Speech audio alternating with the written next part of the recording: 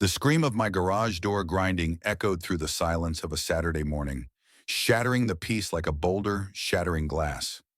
I hadn't remotely touched it. No delivery awaited, no caller expected. Yet there it went, slowly, ominously, like the opening scene in a thriller movie. Gripping my still warm coffee, I leaped from the couch and ran out, just in time to catch sight of a bright silver SUV slip quietly into my garage, like it owned the place, like it was backing into a valet-only slot. The engine cut. The driver's side door swung wide, and out she emerged. A woman, oversized sunglasses resting on her head like a crown. Yoga mat clutched in one hand, phone in the other. Not a look my way, not a word. She activated the button on the wall to shut my garage door, smirking, and walked off across the street like she owned the whole block. I stood stunned. Did that seriously just happen? Did she just assert my garage as her own, without so much as a by your leave? It was brazen, ridiculously arrogant. I expected a camera crew to pop out yelling, "Surprise!" at any moment. But no, nothing. Just me, her, and that SUV now parked in my driveway as if it had every right in the world to do so. And that's when I realized this wasn't a mistake. This was intentional. This was war. Storming across the street, I pressed her doorbell, anticipating, at the least, an embarrassed guffaw, perhaps even an apology. But instead, she opened the door a crack on a tired exhale and said, "Can I help you?" As though I were canvassing magazines. I gestured across the street. "Your car's inside my garage." No response, just a staring blank. "It's just sitting there empty all the time," she said nonchalantly. "I didn't think you'd mind." My jaw tightened. "You didn't think I'd care? It's my house, not community parking." She rolled her eyes as if I was ridiculous. "Relax. It's just for a few days. My kid's friend is visiting and took my spot. Chill out." My tone was steady, but my fists were clenched. "You didn't ask. You stole something." She rolled her eyes and folded her arms like a spoiled teenager. "Oh, come on. Don't be so dramatic. I've lived here since forever. This is just the way things go around here. And if you're going to get petty, I'll just report you to the HOA for harassment." I spun and headed back home, her words ringing behind me like the slap I never saw. She commandeered my garage, waved off my protest, and now promised to turn the tables on me. My initial impulse? Call the police. But I knew how this neighborhood operated. Lisa, yes, that was her name, was most likely best friends with the HOA board, sipping Chardonnay and swapping gossip every other weekend. They'd already barked at me once about where I put my trash can and how tall my grass should be. If someone got fined, it'd be me, not her. But what Lisa did not know, I was in real estate. I was familiar with property laws. I was aware of loopholes most folks never even notice. She'd assumed she'd parked in the garage of a passive neighbor. What she really did was step right into a legal minefield. Later that evening, glass of whiskey in hand, I sat down and brought up the blueprints. That garage? It wasn't simply a building on my property.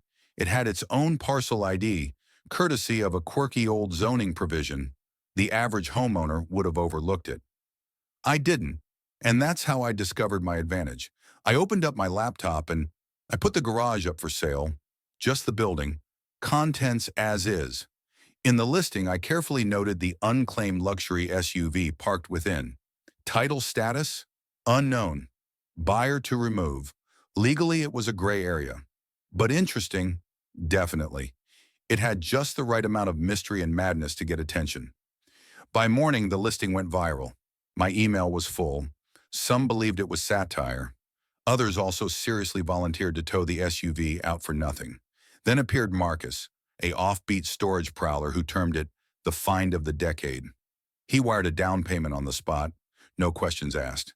Didn't even ask for a walkthrough. We scheduled the viewing for Saturday. That left me 4 full days to enjoy the show while Lisa continued strutting around, none the wiser about the tempest brewing ahead of her. She'd walk across the road every day about noon, dressed to a T in her yoga outfit, step into my garage as if it were her locker, take what she wanted, and leave, as if checking in on her property casually. I didn't say a word, allowed my doorbell cam to take in the proof. She even waved at me once, smug, self-assured. I waved back myself, grinning, knowing what was going to unfold. By Thursday, the HOA came knocking. But not for Lisa, of course. I got a notice for unauthorized real estate advertising. Since I hadn't put up a thing outside. Obviously, Lisa was beginning to suspect something, but couldn't quite put two and two together. I shot back with a stern letter referencing the parcel number of the garage, its independent zoning, and a small kicker. Any harassment of the legal sale will be addressed as harassment and handled by my attorney. Truth was, I didn't have an attorney, but they didn't need to know that. Friday evening, Marcus texted, his excitement buzzing. Can't wait for the haul, bringing a crew. I had informed him that it was all greenlit. SUV included unless otherwise. He responded, chuckling. This is gonna be epic. Saturday morning dawned. Just as Lisa departed for her regular coffee shop run, Marcus's truck showed up. Trailer attached, crew and train.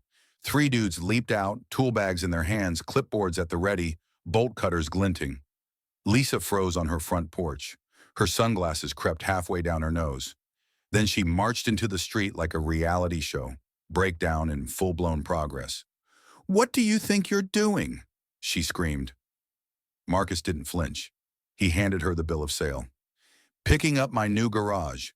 Everything in here goes along with it, according to this. Her expression changed from confusion to shock to full-out fury. You sold my car? I stepped forward, calm as ever. You left your SUV in my garage without consent. For days, no contact, no permission. She sputtered at a loss. It's part of the structure now. Sold, fair and square. Lisa lunged toward me, screeching about calling the police. I raised my phone. Already done.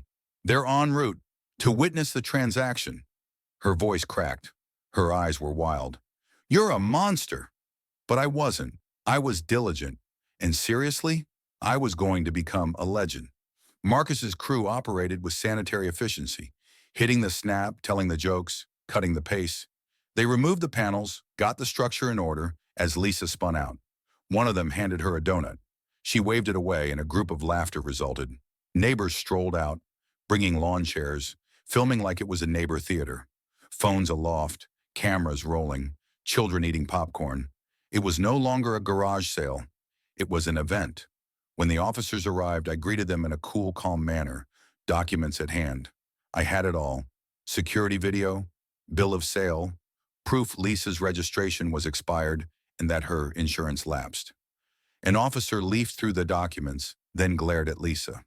Ma'am, the car has been parked here with no one's permission for some days now. No current registration, no coverage. Frankly, you were lucky it didn't get towed sooner. Lisa went crazy. But I reside here. This is supposed to be a community. The officer didn't bat an eye. Community means being respectful of boundaries. You weren't. She spun on her heel and marched off, cursing. But too late. Her kingdom of hubris was breaking apart. The rumors had already started, neighbors gossiping about her previous behaviors, the children she screamed at, the gardeners she insulted, the sitter she frightened off. Folks had held their tongues until now. Her reign over. Nevertheless, Lisa didn't retreat. She posted a seething tirade on the local forum, labeling me a thief and the sale as fraudulent. But that was met with swift retribution. Dozens responded, posting their own bad experiences. It turned out I wasn't the sole one she'd antagonized. It became an online firestorm, neighbors vilifying her left and right. And then the final coup de grace. The HOA opened an investigation, but not against me. Anonymous complaints had uncovered something more sinister. Lisa had supposedly diverted HOA maintenance funds into her own property. Joyce, the newly elected HOA president, ordered a formal audit. At the next community meeting, Joyce spelled it all out. Decades of abuse masquerading as community wellness. Landscaping, pressure washing, repairs, all charged to the HOA, all for Lisa's benefit. The crowd was shocked. Lisa got up, attempting to spin it. I was only keeping the value of the community. My house is the standard. No one fell for it. She was removed from every HOA position that she had. Her reputation? torched, her clout lost. And just when she thought things couldn't get any worse, they did. One of the neighbors had recorded the whole garage removal drama on video. They posted it on social media with a message, "Don't park where you don't pay." It went viral. Lisa, formerly the self-appointed queen of the cul-de-sac, was now internet infamous, the face of neighborhood entitlement. She struck back by suing me in small claims court, requesting a laughably exaggerated sum for the SUV. When the day of the court hearing came, I entered prepared. Binder full, videos queued, sale documents, HOA decisions, even screenshots of her own online admissions. The judge took less than 5 minutes. "This isn't theft," she said, thumbing through the evidence. "It's your poor choices." Lisa's face collapsed. Her cousin leaned in, whispering something, likely terrible advice. Back in town, Joyce came to visit with more incendiary news. Official records verifying Lisa's years of HOA abuse. There was legal action in progress. Soon, Lisa's house was put on the market. She slid away unnoticed, sunglasses covering what was left of her pride. In her stead came a gentle, unobtrusive couple who brought cookies rather than controversy. And my garage, I rebuilt it tougher, solar-powered, steel-reinforced, tech-enabled. Right above the door, I installed a metal plaque. "Private property violators will be sold as is." The neighbors adored it. They stopped by to take selfies, laughing at the legend that garage had become. And Marcus? He retained the SUV, parked it proudly in his collector's lot. Gave it a nickname too, Lisa's Throne. Since some legacies are forged with steel, strategy, and a lot of karma.